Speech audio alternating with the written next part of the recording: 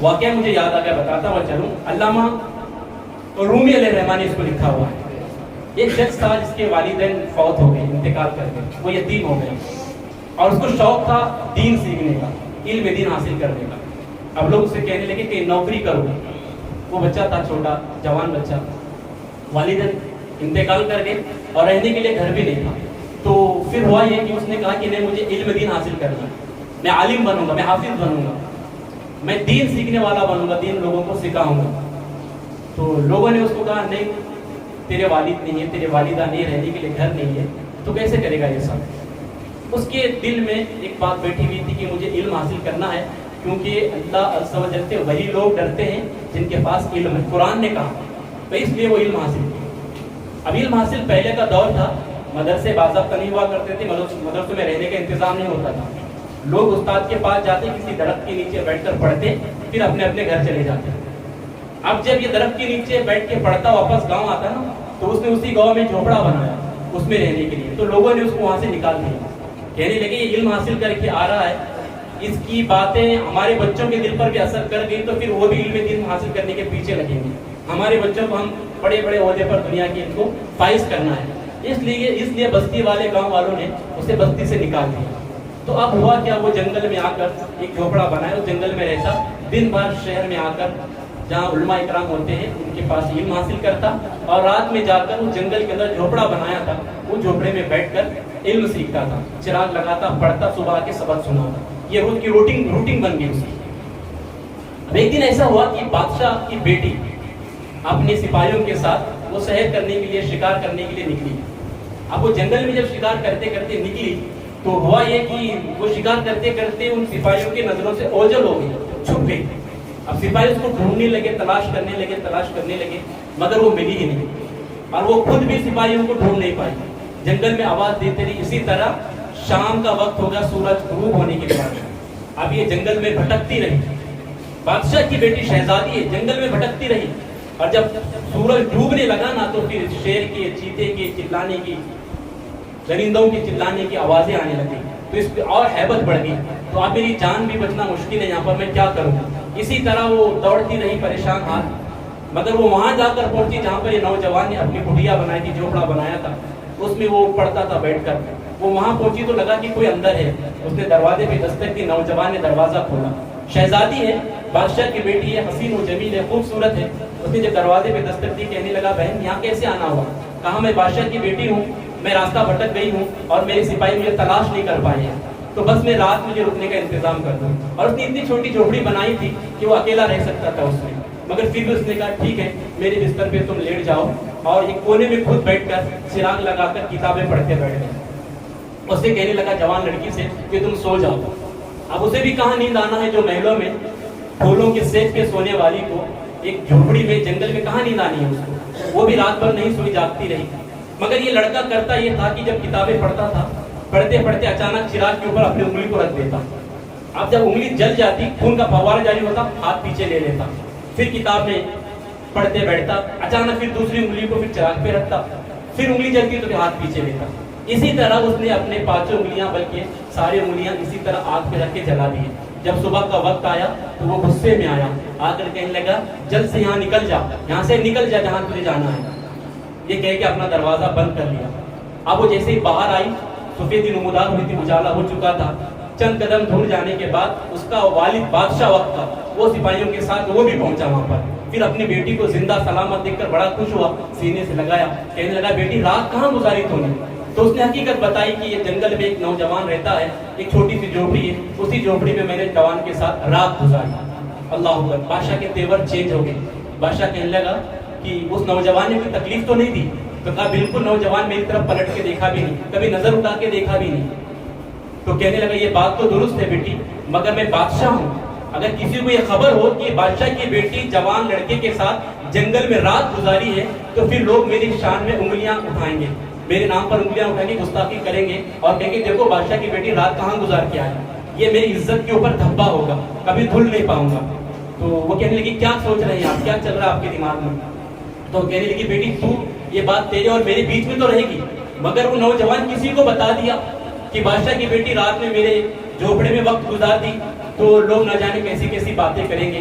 تو اب میرا ارادہ یہ ہے کہ اس نوجوان کو میں قتل کر دوں گا تاکہ وہ دوسرے کو بتا نہ پائے. اللہ اکبر. یہ کہنے لگی جو میرا محسن ہے جس نے میرے اوپر احسان کیا, میری جان بچائی اور میری طرف نظر اٹھا کر بھی نہیں دیکھا, آپ اس کو قتل کریں گے, کچھ اور کریں اس کی کچھ نہ کرے, آپ اسے تاکید کرے کسی اور کو نہ بتائے. تو کہنے لگا بادشاہ کہ آج نہیں کل کسی نہ کسی موقع پر وہ بتا دے گا تو پھر ہماری عزت باقی نہیں رہے گی. تو بادشاہ نے اپنی بیٹی کو سمجھایا, مگر آخر یہی ہوا کہ اس نوجوان کو قتل کا حکم دیا گیا. اس نوجوان کو سپاہی گرفتار کر کے لائے اور پھر محل کے اندر وہاں پر جلاد کے حوالے کرنے ہی والے تھے. تو پھر یہ بادشاہ کی بیٹی اپنے بادشاہ کے پاس آئی, والد کے پاس آ کے کہنے لگی اسے پھانسی کے پھندے پہ چڑھانے سے پہلے, اس کا سر قلم کرنے سے پہلے مجھ سے ملاقات کرنے دیں, میں اس سے ملاقات کروں گی, وہ بھی پردے میں رہ کر. میں اس سے کچھ بات کرنا چاہتی ہوں, اس سے کچھ پوچھنا چاہتی ہوں. یہ میری کم سے کم یہ آخری خواہش میری, یہ تو پوری کرے آپ. میرے والد ہر بات میری مانتے ہیں, آپ اسے پھانسی دینا چاہتے, قتل کرنا چاہتے کرے, مگر اتنا وقت دے مجھے کہ میں اس سے کچھ بات کر لوں. بادشاہ نے کہا ٹھیک ہے یہ بات بھی. اب پردے کا انتظام کیا گیا, نوجوان کی ادھر سے لایا گیا اور شہزادی ادھر سے آئی. پردہ بیچ میں تھا اور یہ دونوں کو پتا نہیں تھا. بادشاہ بھی ایک طرف بیٹھ کر سن رہا تھا کہ یہ دونوں کیا باتیں کریں گے, کیا گفتگو ہوگی, جبکہ میری بیٹی نے یہ بتایا تھا کہ یہ نوجوان میری طرف نظر اٹھا کر بھی نہیں دیکھا. اب یہ آخری بات کرنا چاہتی ہے تو دیکھتے ہیں کیا بات کرے گی. تو یہ دونوں کو خبر نہیں تھی, دونوں کے علم میں نہیں تھا کہ بادشاہ بھی ہماری گفتگو سن رہا ہے. وہ اس طرح وہ بھی چھپ کر سن رہا تھا. یہ جو شہزادی تھی اس نوجوان سے پوچھا, اس نے کہا کہ نوجوان میں تجھ سے یہ پوچھنا چاہتی ہوں کہ جب رات تیرے یہاں میں نے گزاری تو کتابوں میں مصروف رہا, کتابوں کا مطالعہ کرتا رہا, کتابیں پڑھتا رہا, مگر درمیان میں تجھے ہو کیا جاتا تھا کہ تو اپنی انگلی کو چراغ کے لو پر رکھتا اور انگلی جل جاتی تو ہاتھ پیچھے لے لیتا, پھر کتاب پڑھتے بیٹھتا, پھر اچانک انگلی جلا لیتا, اس طرح تو نے اپنی پوری انگلیاں جلا دی, یہ کیا وجہ بنی؟ تو اس نے جواب دیا کہ میرے آقا علیہ الصلوۃ والتسلیم نے فرمایا ہے جہاں دو اجنبی مرد اور عورت جمع ہوتے ہیں وہاں تیسرا شیطان شامل ہوتا ہے, وہاں تیسرا شیطان شامل ہوتا ہے. شیطان برے خیالات دل میں پیدا کرتا ہے. وہ کہتا ہے کہ شیطان شامل تھا, شیطان مجھ سے کہتا کہ یہ شہزادی ہے اور حسین و جمیل ہے, خوبصورت شہزادی ہے اور رات تیرے یہاں آئی ہوئی ہے, یہ اچھا موقع ہے, اس کے ساتھ تو زنا کر لے, منہ کالا کر لے, اس کے ساتھ غلط کام کر لے. میرا نفس بھی تیار ہو جاتا کہ یہ اچھا موقع ہے, چلو میں بھی جوان, وہ بھی جوان ہے, تو اپنی نفس کی خواہش پوری کر لیتے, بعد میں توبہ کریں گے. یہ بات میرے نفس بھی مجھے دعوت دیتا, ابھارتا. تو میں نفس سے کہتا کہ نفس زنا کرنے کی سزا یہ ہے کہ جہنم میں جلنا پڑے گا, جہنم میں جلنا پڑے گا. تھوڑی دیر کے مزہ کے لیے, ہمیشہ کے لیے گناہ کا دبا اپنے نام اعمال میں نہ درج کرا. تو میں اپنے نفس کو سمجھاتا, مگر نفس کہتا ہے کہ ایک مرتبہ کر لو, بعد میں توبہ کریں گے. جب نفس تیار ہو جاتا تو میں نفس سے کہتا اچھا تو جہنم کی آگ میں جلنے کے لیے تیار ہے تو پہلے مجھے دنیا کی آگ میں جل کے دکھا. تو اس لیے میں چراغ کے اوپر اپنی انگلی کو رکھتا, جیسے چراغ کی لو میری انگلی کو جلانے لگتی تو میں تکلیف برداشت نہ کرتا, پھر ہاتھ پیچھے کھینچ لیتا. میں نفس سے کہتا نادان, تو جہنم کی آگ میں جلنے کی بات کر رہا ہے, دنیا کی آگ میں جلنے کی تیرے پاس طاقت نہیں ہے, جہنم کی آگ میں کیسے جلے گا تو. پھر میں کتاب پڑھنے بیٹھ جاتا, پھر کچھ پڑھتا تو پھر نفس غالب آتا, پھر کہتا نہیں اچھا موقع ہے, بعد میں توبہ کر لیں گے. ایسا ہی ہوتا گناہ کرنے والوں کے ساتھ, شیطان ایسے ہی ان کا ذہن خراب کرتا ہے, بعد میں توبہ کریں گے, ابھی تو وقت ہے, ابھی تو جوانی ہے, ابھی تو یہ ٹائم ہے, پھر گزر جائے گا. پھر وہ جب نفس دعوت دیتا تو پھر وہ کہتا کہ میں انگلی کو پھر رکھتا, کہا تو جہنم میں جلنے کی تیاری کر رہا ہے, پہلے دنیا کی آگ میں جل کے دکھا. جب دنیا کی آگ جب میرے ہاتھ کو جلاتی تو اس کی تکلیف برداشت نہیں کر پاتا, تو پھر کہتا نفس خاموش ہو جاتا تھوڑی دیر کے لیے, پھر شیطان آ کے ورگلاتا. اسی طرح پوری رات میں نے گزار دی اور آخر میں نے تجھ سے کہا, ارادہ کر لیا کہ مجھے غلط کام نہیں کرنا ہے, اس لیے جہنم میں جلنے کی سخت مجھ میں نہیں ہے, تو پھر میں دنیا کی آگ میں نہیں جل پا رہا ہوں تو جہنم میں کیسے جل پاؤں گا. اس لیے میں نے اسے ڈانٹ کے اپنے حجرے سے باہر کر دیا. یہ گفتگو ہو ہی رہی تھی کہ اللہ اکبر, بادشاہ نے پردہ ہٹا دیا. پردہ ہٹا کے کہنے لگا, یہ نوجوان کھڑے ہو جا, نوجوان کھڑے ہو جا, اب تیری پھانسی کی سزا ملتوی کر دی ہے, رد کر دی گئی ہے, تجھے پھانسی نہیں دی جائے گی. تو اتنا نیک, اتنا پرہیزگار, اتنا خوف خدا رکھنے والا ہے, تو اتنا دین جان کر اللہ کا خوف تیرے دل میں اتنا ہے تو تجھے پھانسی کے پھندے پہ نہیں چڑھایا جائے گا, بلکہ جس تخت پر میں بیٹھتا ہوں تجھے اس تخت پر بٹھایا جائے گا اور میری بیٹی کا نکاح بھی تیرے ساتھ ہی کیا جائے گا. جب وہ تخت پہ بیٹھا اور ان لوگوں سے کہتا ہے کہ لوگوں تم کہتے دین سیکھنے سے کیا ملتا ہے, آؤ آؤ مجھے دیکھو دین سیکھنے سے میں کیا کیا ملتا ہے, میں بادشاہ بن گیا. تو یہ دین ہے, اس کو حاصل کرو. دین سیکھنے کے بعد انسان کی نظریں بھی پاکیزہ ہوتی ہے، علم آنے کے بعد انسان اللہ کا خوف اپنے دل میں پیدا کرتا ہے۔ اس لیے نوجوانوں، فیس بک کو چھوڑ دو، ٹویٹر کو چھوڑ دو، انسٹاگرام کو چھوڑو، اللہ کی کتاب قرآن کو کھولو، اس کو پڑھو قرآن کے اندر۔ میں اگر پوچھوں نا آپ سے، آپ نے فیس بک کب کھولا تھا، واٹس ایپ کب کھولا تھا، آپ کہیں گے حضرت 10 منٹ ہوا، آدھا گھنٹہ ہوا، یا مسجد میں آنے سے پہلے ہم نے کھول لیا تھا۔ مگر میں یہ پوچھوں آپ نے قرآن کب کھولا تھا، تو شاید ہی کوئی بولے گا کہ ہم نے آج کھولا تھا، بلکہ سب یہی کہیں گے پتہ نہیں کتنے مہینے ہو گئے ہم نے ابھی تک کھولا نہیں۔ اکثریت یہ ہوگی۔ تو شب رسالت کی پرواہ ہو، یہ کتنے افسوس کی بات ہے نا۔ تو اس لیے قرآن سے جڑو، دین سیکھو، اپنی نظروں کو پاکیزہ رکھو۔ تمہاری نظریں پاکیزہ رہے گی نا، حکومت تک تو ٹاسک تمہارے قدموں میں آئے گا۔ بس 2 منٹ میرے پاس وقت ہے، بتا کر اپنی گفتگو مکمل کر لیتا ہوں۔ سلطان التمش علیہ رحمہ کا نام آپ نے سنا ہوگا۔ تو آپ کے پیر و مرشد حضرت بختیار کاکی علیہ رحمہ، آپ کا وصال ہو گیا، آپ نے وصیت فرمائی تھی میری نماز جنازہ وہ شخص پڑھائے گا جس نے زندگی میں صرف 4 عورتوں کا چہرہ دیکھا۔